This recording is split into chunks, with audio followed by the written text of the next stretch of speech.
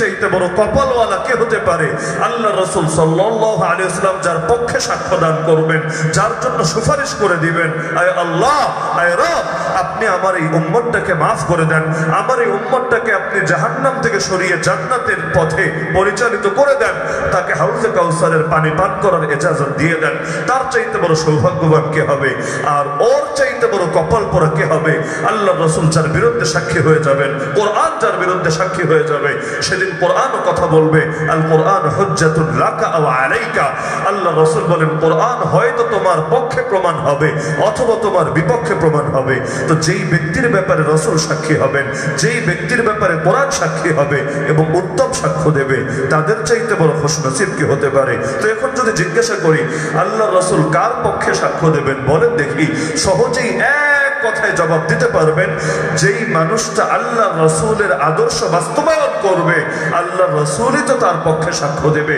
যেই মানুষ কোরআনের রঙে নিজের জীবনকে রঙিন করবে, কোরআন তো তার পক্ষেই প্রমাণ হবে। কথাকে উল্টান, তার মানে যেই মানুষটা আল্লাহ রাসূল সাল্লাল্লাহু আলাইহি ওয়াসাল্লামের বিপক্ষে অবস্থান নেবে, জেনে হোক না জেনে হোক, বুঝে হোক না বুঝে হোক, রাসূলুল্লাহর আদর্শ বাস্তবায়ন না করে আবু জাহলের আদর্শ বাস্তবায়ন করবে, ইয়াজিদের আদর্শ বাস্তবায়ন করবে, শাতিমে রাসূলদের আদর্শ বাস্তবায়ন করবে, কাফের মুশরিকদের আদর্শ বাস্তবায়ন করবে, কিয়ামতের দিন আল্লাহর রাসূলও তার বিপক্ষে চলে যাবে, কোরআনও তার বিপক্ষে চলে যাবে।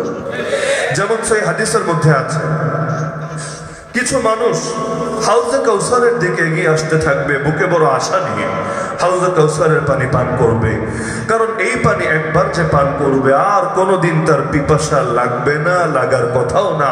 লা ইয়াজমাউ বা'দাহু আবাদা।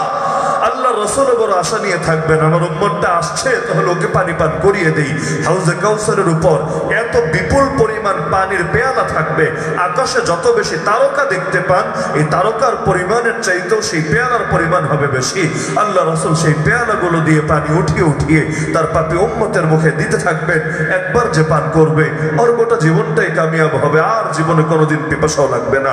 তো সেই সময় আল্লাহ রাসূলও চাচ্ছেন তাকে পান করাবেন, সেও আসছে, রাসূলের হাতে পানি পান করবে। সেই মুসলিম খুললে হাদিস পেয়ে যাবেন। এমন সময় গায়েব থেকে আওয়াজ আসবে, খবরদার রাসূল, এই পাপিষ্ঠের মুখে আপনি পানি তুলে দেবেন না। কেন?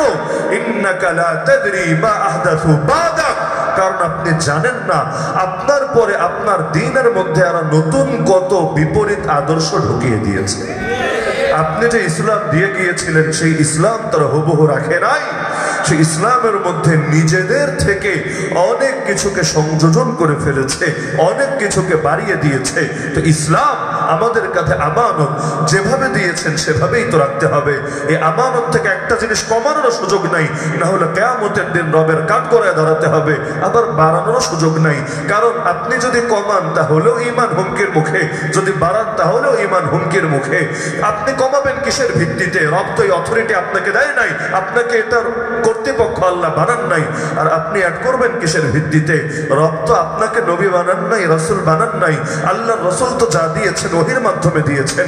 ওমা ইয়ানতিকু আনিল হাওয়া ইন হুয়া ইল্লা ওয়াহয়ু ইউহা। সূরা নাজম আয়াত 3 এবং 4 আল্লাহ বলে দিচ্ছেন, তিনি একটা কথাও মন গড়া বলেন না। যা কিছু বলেন দ্বীনের ব্যাপারে সব আল্লাহর পক্ষ থেকে নাজিল করা ওহী। তো আল্লাহর রাসূল যা দিলেন ওহীর ভিত্তিতে দিলেন। আপনি যদি একটাও নতুন করে অ্যাড করেন, আপনার কাছে তো ওহী নাই, আপনার কাছে তো জিবরিল আমিন আসে নাই, আপনাকে তো নবুয়তের চাদর পরানো হয় নাই। এমনকি তিনি যেহেতু খাতামুন নবীন, আর কারো নবী রাসূল হওয়ার কোনো সুযোগও নাই। আর ইলহাম, কাশ বা স্বপ্ন, এগুলোর দ্বারা শরীয়তের কোনো হারাম ও হালাল হয় না, কোনো হালাল ও হারাম হয় না। নতুন কোনো কিছু শরীয়তে নিজের পক্ষ থেকে অ্যাডও করা যায় না।